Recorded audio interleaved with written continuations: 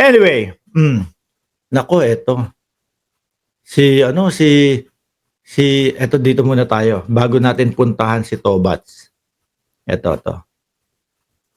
Mga Duterte, mga kababayan. Ano 'to, magma-migrate na sila o isa-isa lang o pabisi-bisita lang? Siguro bibisita lang, hindi magma-migrate ano? O yan. Sabi dito sa balita, BP Sara ibinahagi, bibisita, no? Iba pa nilang pamilya sa Netherlands para sa kaarawan ni FPRRD. Siguro sama-sama na lang dapat. Papayagan naman po at meron panigurado naman bibigyan ng mga visa yung mga yan kung wala pa sila. Di ba? Maiintindihan po na tatay nila yung magbe-birthday, mga bossing. Ano? Pero sana din po masagot na yun sa confidential funds. No, hindi, meron na naman time para doon no?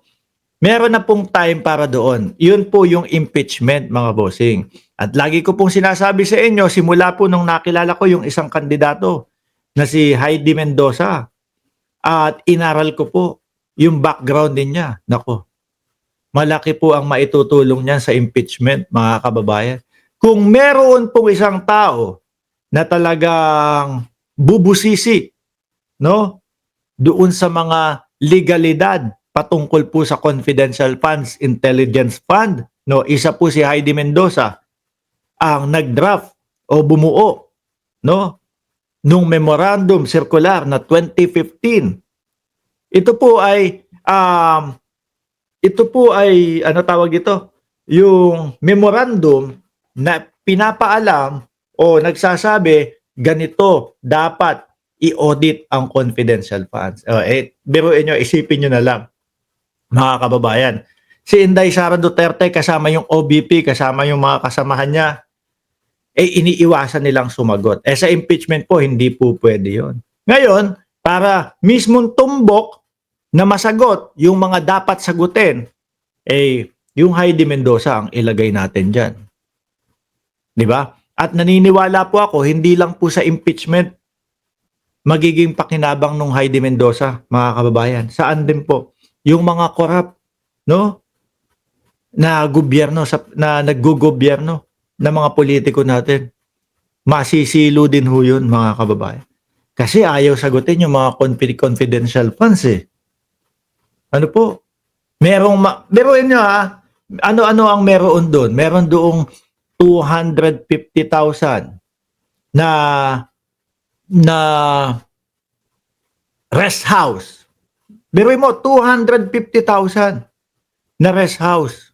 Isang gabi lang ho yun, narentahan Saan ka ba naman makakita ng ganun? 5,000, 5,000 o $5,000, mga kababayan. Tapos anong narinig natin paliwanag? Wala. Hanggang ngayon ganun pa din ho, mga bossing. Iniiwasan nilang sagutin. Sa nakikita ko, pagdating ho niyan doon sa hearing ng impeachment, nako, lahat po yan ay maitatanong. Merong mga Kokoy Bilyamin. Isang tao, magkaiba pirma. Ako ho, mga kababayan, kahit na napakatagal ko nang hindi pumipirma o isang taon na akong hindi pumipirma, no, kabisado ko pa din at ganun pa din. Ganun pa din yung hulma o stroke ng pirma ko. Panigurado, mga bossing, at imposibleng mabago. Yung kay Kokoy Bilyamin magkaiba. No? Sabi nga din, about confidential funds, okay lang naman yung mga okay lang naman yung mga aliases nila. Basta may hiwalay na paliwanag kung sino to si Kokoy Bilyamin, kung sino tong si Miggy Mango, kung sino tong si Dudong, kung sino si Mary Grace Piatos. Pero wala naman po silang paliwanag na ganun. So sa madaling salita po, wala. Dahil kung meron, ang tagal na ho nilang inilabas yan. Di ho ba? Ang tagal na nila hong inilabas yan. Ngayon, lagi ho silang sumisigaw. Nasaan ang transparency nitong gobyerno na to? Nasaan ang transparency ni Pangulong Bongbong Marcos? Samantalang nasa kanila po yung walang transparency. No? Kung wala pong mga itinatago yan, pati po yung pinapapirmahan na waiver ni dating Senador Trillanes kay Pangulong Duterte, dating Pangulo, pinirmahan ho nila yan. O, di napahiya yung tao. Di ho ba? Wala eh.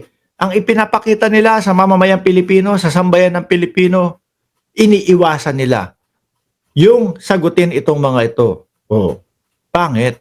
No? Pumupunta sila doon sa mga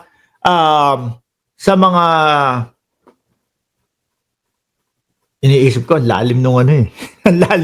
ang lalim nung salita eh. Pumupunta sila doon sa mga loopholes ng mga batas para mailigtas yung sarili nila. Hindi sila doon sa sasagutin ko to para mailigtas ko ang sarili ko. Hindi ganun eh. Parang Bato de la Rosa lang din ho eh, no?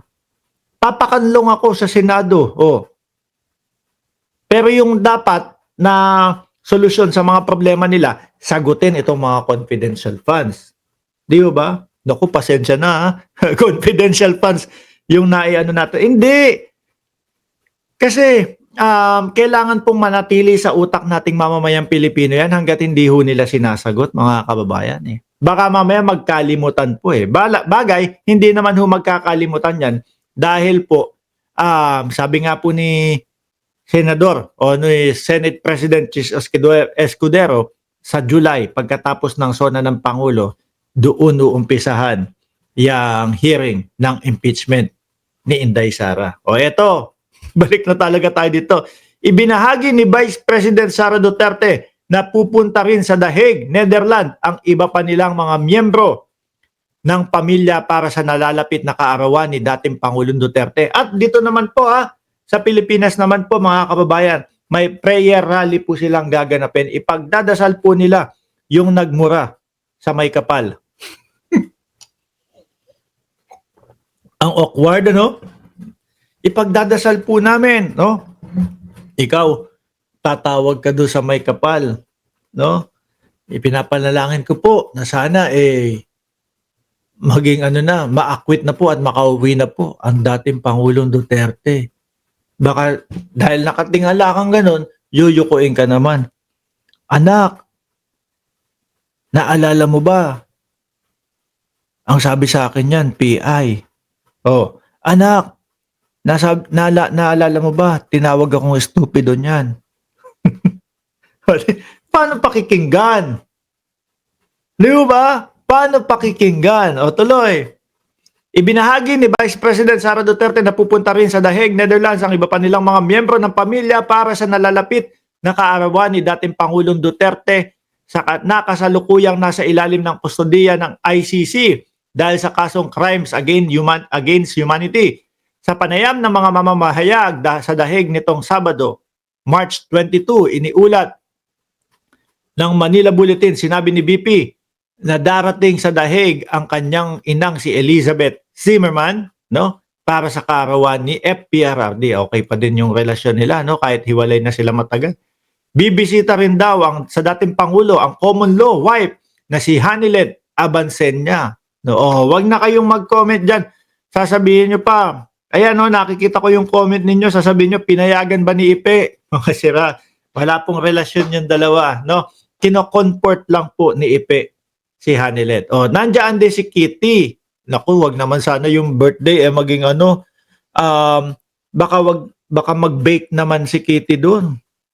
Hindi, kung magaling naman pong mag-bake ng cake, baka siya ang mag-bake ng cake para sa dating Pangulong Duterte. Di ba? Tapos kulay berde yung cake. Tapos may design na halaman. Nature lover. Di ba? Mark, anong halaman yun? Nature lover. Kasi nando si BP Sara, natural. Si BP Sara mahilig sa tree planting na mga project. Diba? Sandamakmak na tree planting yata yung ginawa ni Inday Sara Duterte. Ano pa ba iba? Wala na ako ibang maisip eh. Tree planting lang. O kaya halaman. Diba? Yung design nung cake na ibe-bake ni Kitty. Anyway, iwanan na natin yan, no?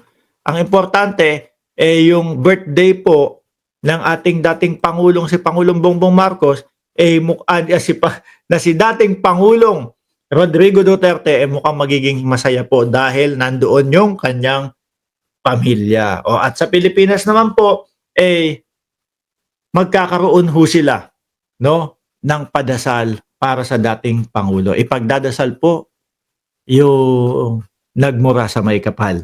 No.